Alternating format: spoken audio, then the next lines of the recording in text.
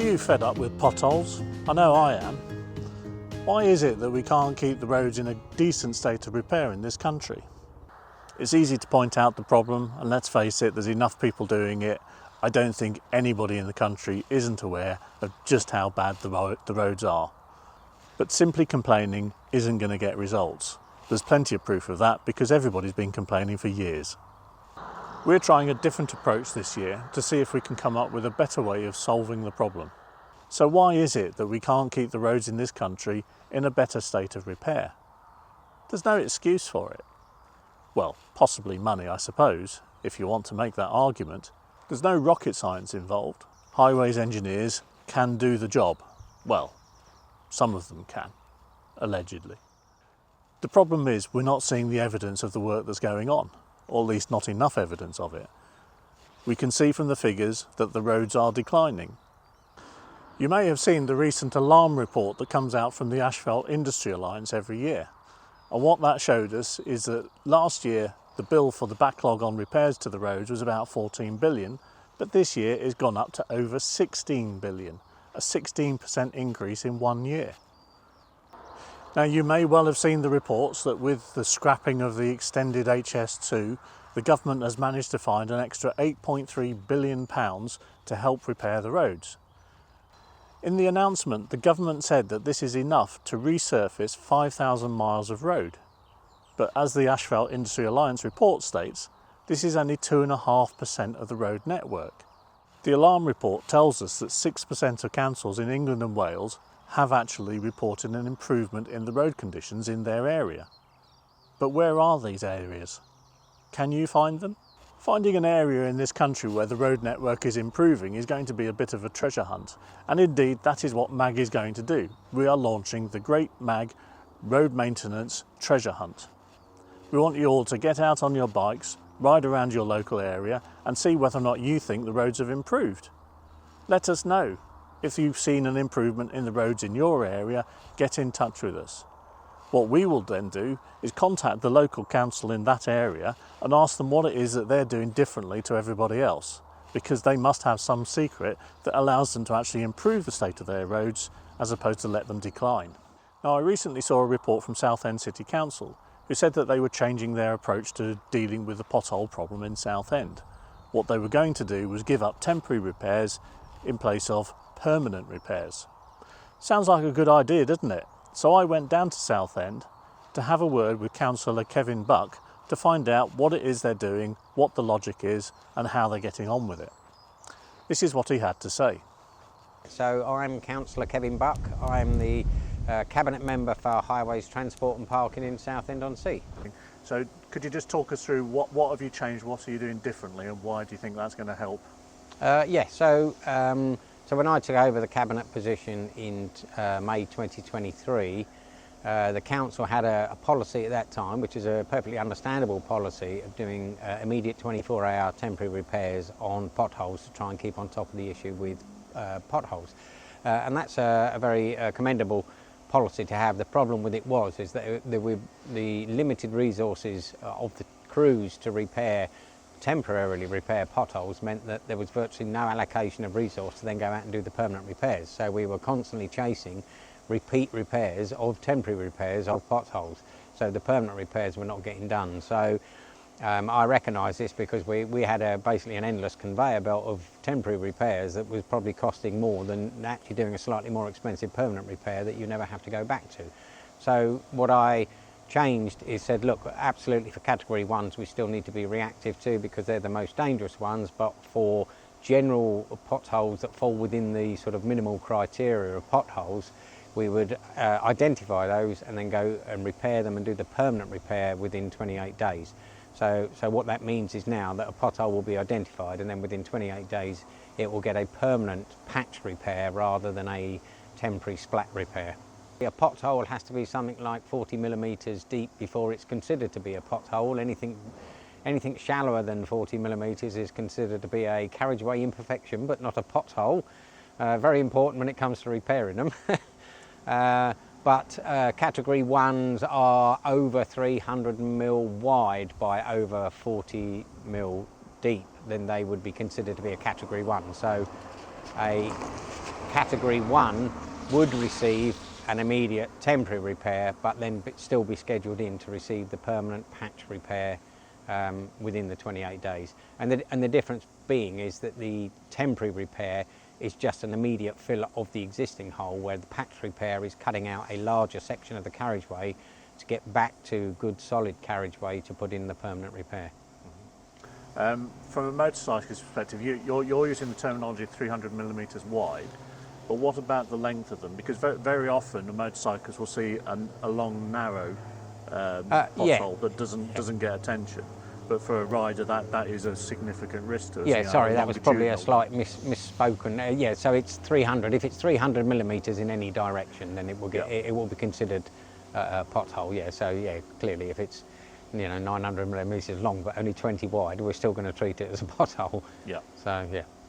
You say it was May last year, 2023, that this change in policy has come into effect. Yeah. Are you able yet to show an improvement in terms of the local roads, or is it too early to tell? I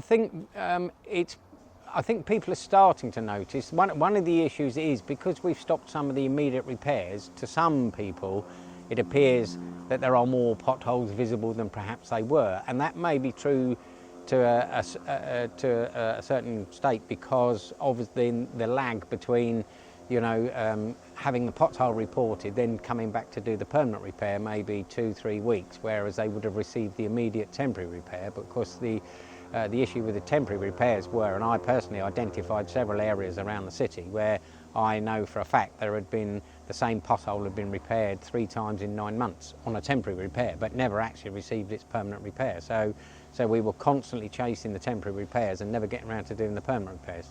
So there may be a slight lag between this policy taking its full effect, but the eventual longer term effect will be that there will be better permanent repairs, so therefore there should eventually be fewer potholes.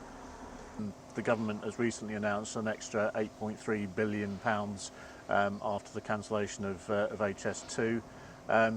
Are you seeing that money coming through to you? Is that having an impact, or do you expect it to have an impact in the near future? Yes, so we are seeing the money come down. I believe it's coming down in tranches throughout in the next few years, so it's not all coming in one go, which would have been nice, to be honest with you, because we could have put extra crews on, but even so, any additional money is better than no additional money.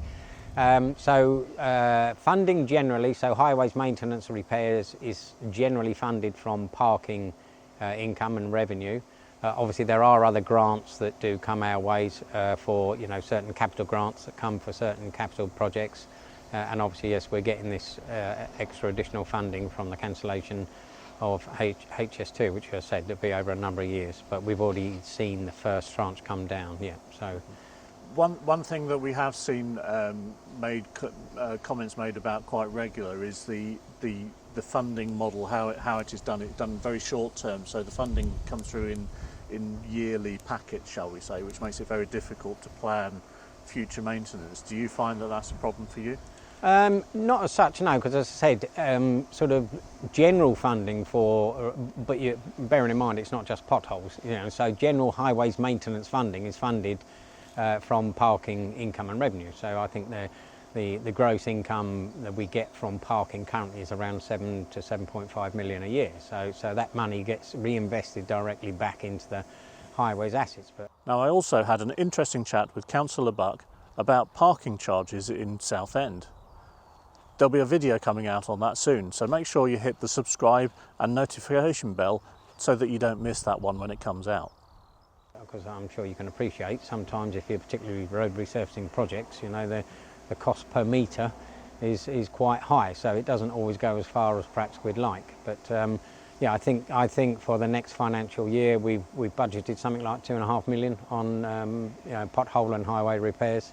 What would be your message to riders in the area in terms of reporting potholes, expectations? What's your message to them? Well, firstly, absolutely report them. I mean, well, actually, the first thing would be to avoid them.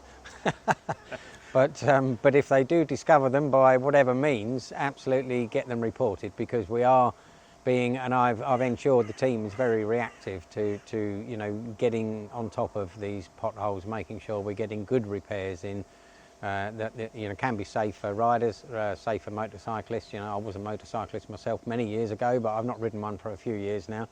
So I'm fully aware of the issues and the dangers they present, you know. So yeah, just get them reported either through my Southend, find a local councillor, they can email me, you know. So there's lots of different ways they can be reported. Okay. I say that we are very much being proactive about this. I know it's quite often felt that councils are very sometimes slutherly and, you know, very reactive, but I'm actually trying to you know, create a proactive reaction to managing and maintaining highways as much as we can, and particularly around potholes, because, you know, it's bad enough in a car, but for a cyclist, which I am, motorcyclist, which I'm no longer, but, you know, I'm fully aware of the issues and the dangers that they present. So as you can see from what the councillor was saying there may be some improvement in the roads in Southend, but what we really want to know is riders who ride in Southend, have you seen an improvement? The government said when it announced the 8.3 billion in funding that councils were going to have to put information on their websites to explain how they spent the money and what improvements they've made. We will of course be monitoring that to see if they are doing it. I interviewed Rick Green from the Asphalt Industry Alliance last year. It goes into the whole subject in some depth, so if you'd like to take a look at that, just click on the link here. I also did an interview last year with a councillor from Staffordshire County Council. You can see this video here. They had recently invested in new kit, the JCB Pothole Pro, to improve the efficiency of the repairs that they are doing. Now, as we all know, talk is cheap. Everybody can claim that they're making improvements, but what we really need to know is, can you tell the difference? When you're out riding, can you say that you've honestly dodged less potholes than you did last year? Let's see if we can find some heroes who are getting results, who are getting the most bang for the buck. This is the whole point of the MAG Road Maintenance Treasure Hunt.